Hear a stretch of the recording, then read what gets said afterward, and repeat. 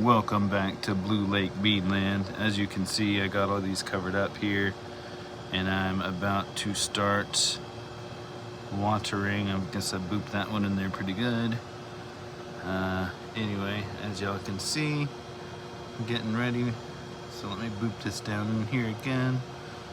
And I already gave them a fresh layer of water, but they need another to secure the deal.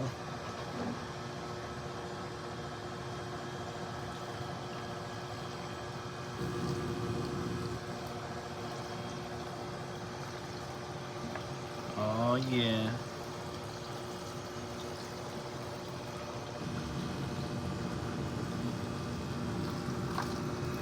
So luckily I'm at an angle so everything drains out really well, and I rotate everything so it dries.